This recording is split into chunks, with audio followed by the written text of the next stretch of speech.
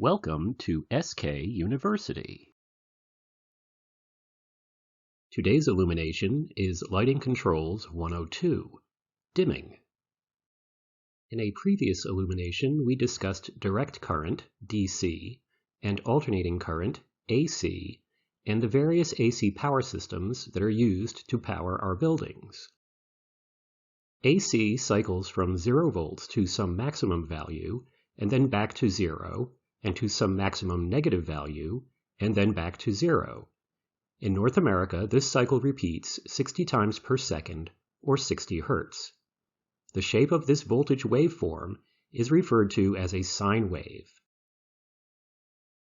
One approach to dimming varies the duration of the sine wave. This technique is referred to as phase cutting. It is also called triac dimming, which refers to an electronic component called a triac. Triacs are often used in phase-cut dimmers to perform the switching of the sine wave. The first type of phase-cut or triac dimming that we will look at is forward phase dimming. In this approach, the start of each half cycle of the sine wave is delayed. As we lengthen the turn-on delay, we reduce the power delivered to the load. This method is also called leading edge dimming, because it is the start time of the leading edge of the cycle that we are varying. The dimmer starts the time delay at the 0 voltage crossing and waits some amount of time before turning on, staying on for the remainder of the half cycle until the next 0 voltage crossing. Another name for this approach is magnetic low voltage, or MLV dimming. MLV loads are based on conventional magnetic transformers. These inductive loads operate well on forward phase dimmers, but not so well with other types of dimmers. The next type of phase-cut dimming that we will look at is reverse phase dimming. In this approach, the start of each half cycle of the sine wave begins at the 0 voltage crossing, and the turn off is delayed. As we lengthen the turn off delay, we increase the power delivered to the load. This method is also called trailing edge dimming. The dimmer starts the half cycle at the 0 voltage crossing and waits some amount of time before turning the voltage off. This process is repeated for the next half cycle at the next 0 voltage crossing. Another name for this approach is electronic low voltage, or ELV, dimming. ELV loads are based on electronic transformers which are capacitive. They tend to operate well on reverse phase dimmers, but not so well with other types of dimmers. So, how do we choose whether to use forward or reverse phase dimming? Well, it depends on the load type. There are many different dimming methods that we have yet to discuss, but when it comes to using phase-cut dimming with a luminaire, the luminaire manufacturer should specify which dimming method is compatible with their product, and will often provide a list of approved dimmers. Dimmer compatibility is a function of the type of driver that is used in the luminaire, so that is best judged by the manufacturer that selects the driver. If you are dimming magnetic low voltage loads, then you are most likely going to select a forward phase dimmer. The inductive electrical characteristics of a traditional magnetic transformer dictate that you avoid turning the load on at a 0 voltage crossing, and also avoid turning power off abruptly as you would experience with a reverse phase dimmer. If you are dimming electronic low voltage loads, then you are most likely going to select a reverse phase dimmer. The capacitive electrical characteristics of the front end of an electronic transformer dictate that you seek to turn the load on at a 0 voltage crossing to avoid the large inrush associated with charging those capacitors. Some ELV transformers are available as forward phase compatible, which usually means that an inductor has been incorporated into the front end to minimize the inrush current. Legacy incandescent and halogen loads are often happy with either dimming method. Halogens depend on operating at higher temperatures, or maximum brightness, to rebuild their filaments and extend lamp lifetimes.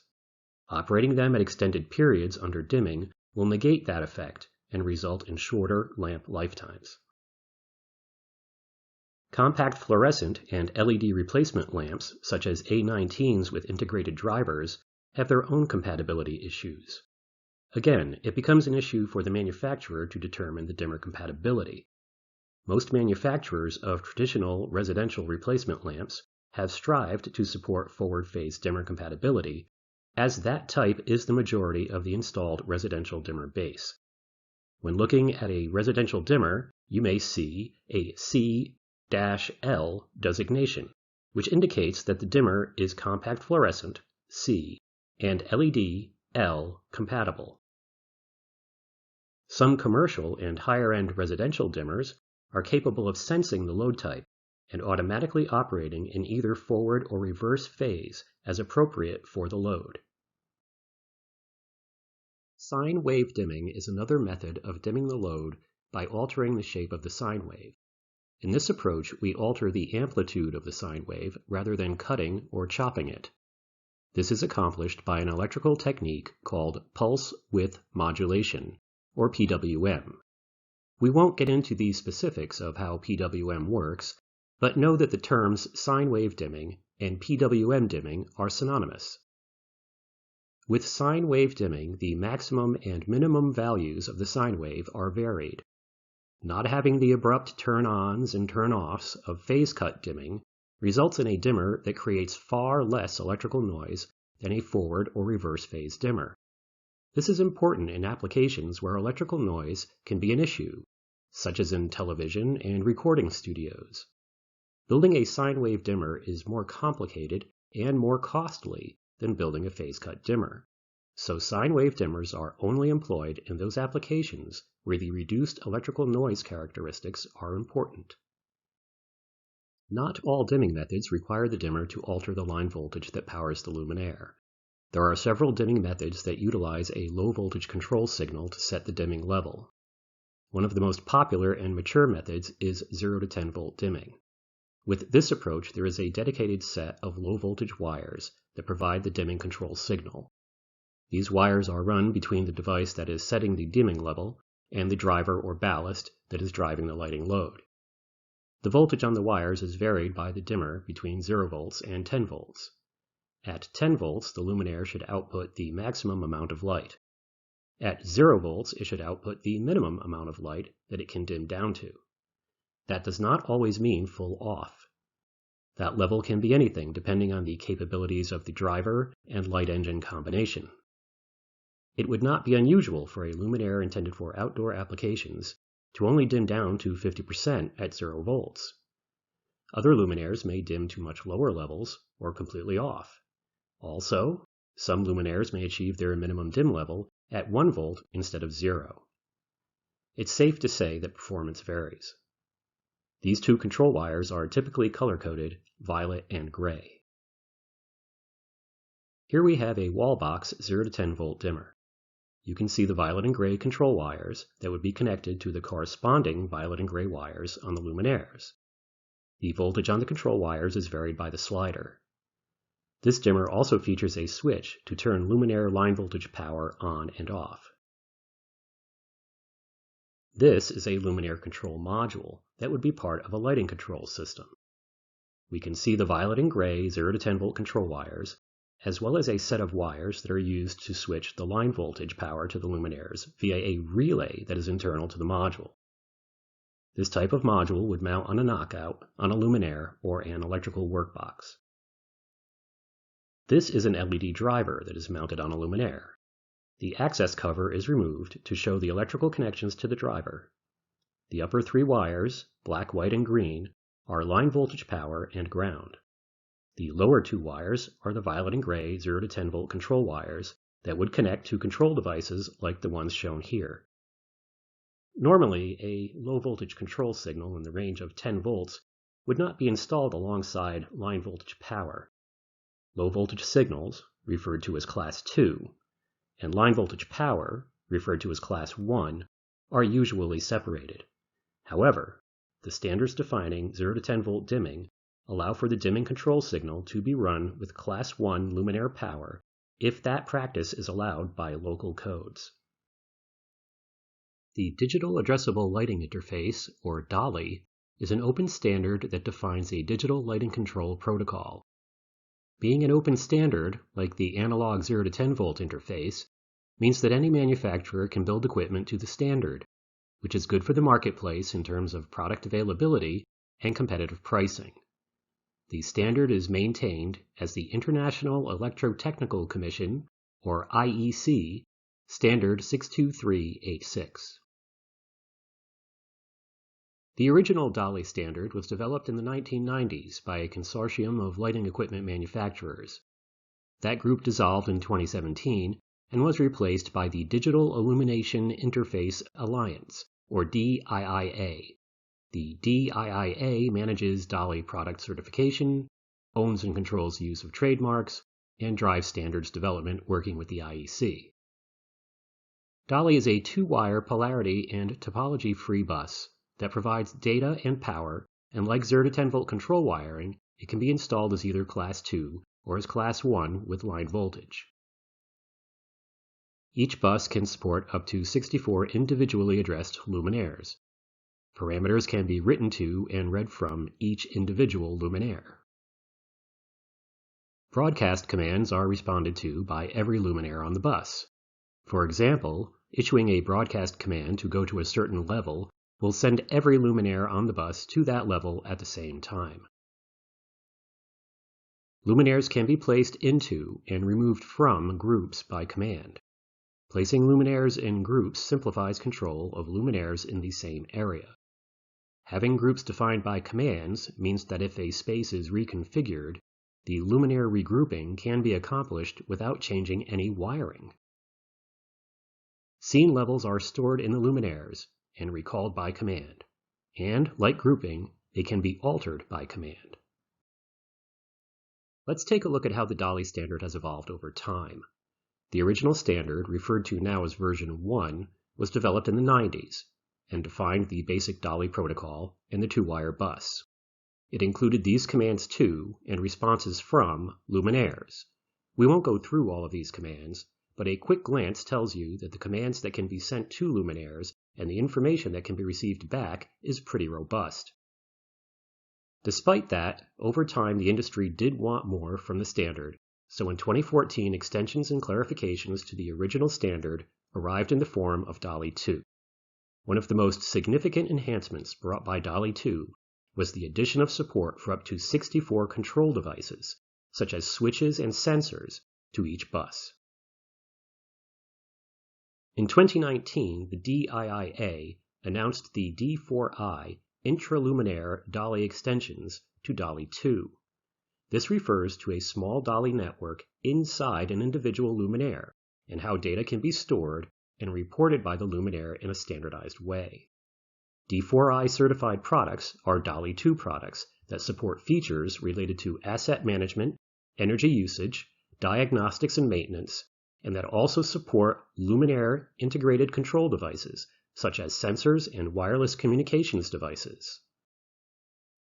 If we look at this history graphically, we start, of course, with DALI version 1, that gave us the DALI controller, the bus, and the ability to control and read back data from luminaires. Following that is DALI 2, which added sought-after clarifications and additions to the original DALI standard, and defined how control devices could be added to DALI installations. D4i defines intraluminaire DALI and expands the types of data that can be reported by the luminaire. It also provides for luminaire integrated control and wireless communications devices. It is also worth pointing out that while a DALI system is a complete standalone control solution, it is not unusual to network a DALI system to other devices to have it operate as part of a larger control system.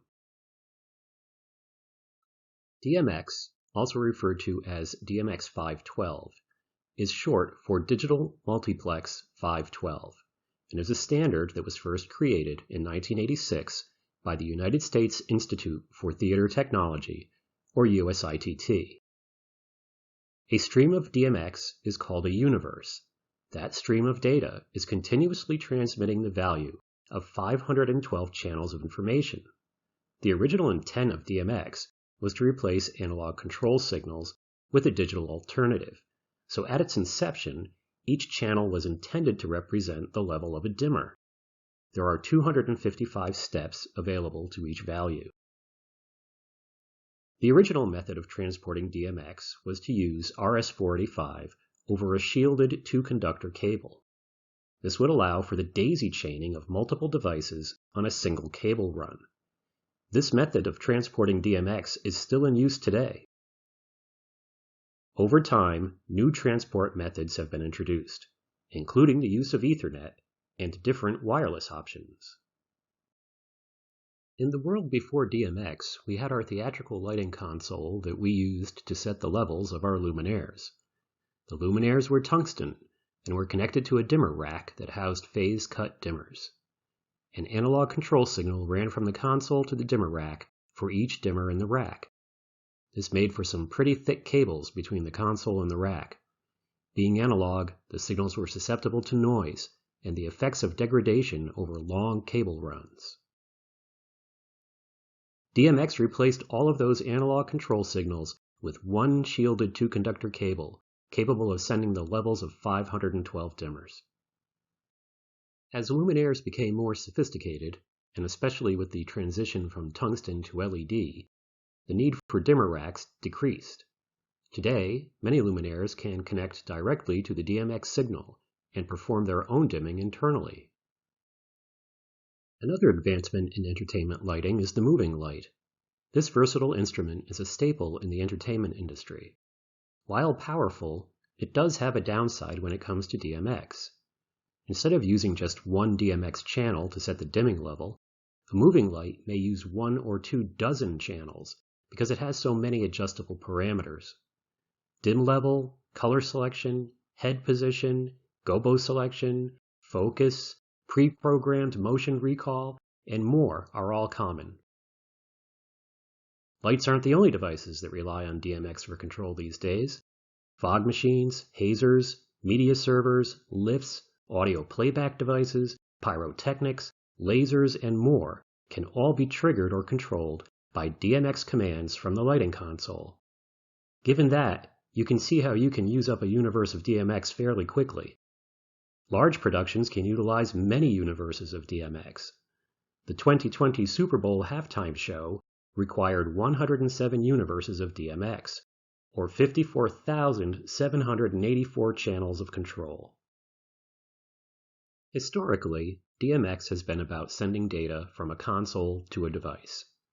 As the complexity and types of devices that we wish to control with DMX has increased, the standard has evolved to tackle these challenges. One recent enhancement has been the development of Remote Device Management, or RDM. RDM allows devices to send data to the console in response to a query. A common use of RDM is to simplify console configuration when using moving lights. Prior to RDM, you had to look up the number of channels used by a particular moving light and which channels did what. There is no standard among manufacturers on how channels are utilized. You then had to program the console with that information before you could use the moving light.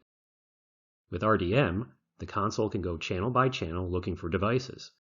The devices respond with their information, allowing the console to configure itself automatically. While the traditional DMX cable is a popular method of transporting DMX that is still widely used today, we do have some other options. Wireless DMX allows us to remove the hardwired connection and replace it with a wireless link. These links often support bidirectional communications to allow for the use of RDM. Another connectivity option is Ethernet. In this case, our console would send DMX out over Ethernet using one of the protocols designed for this purpose. The two most popular protocols are ArtNet and the Streaming Architecture for Control Networks, or Streaming ACN. The console would connect to an Ethernet network by connecting to an Ethernet switch. In this case, we can use what is known as a DMX node to convert from DMX over Ethernet to conventional DMX. In addition, some equipment is designed to accept DMX over Ethernet directly. Those devices can be connected to the Ethernet network and perform the function of a DMX node internally. DMX has its roots in the entertainment industry, but the use of DMX has moved well beyond the stage. Today, it is not uncommon to find architectural luminaires that can be controlled by DMX. In that type of application, the fixtures may be controlled by a wall-mounted DMX controller that can recall and play back scenes and allow for manual brightness and color changes. DMX can also be used to drive exterior lighting. This is common when there is a desire to change the look of a structure based on schedules or special occasions. In such an application, the source of the DMX signals may be a computer. Certainly, the applications for DMX have evolved well beyond what the standards writers envisioned back in 1986. That wraps up our discussion of dimming.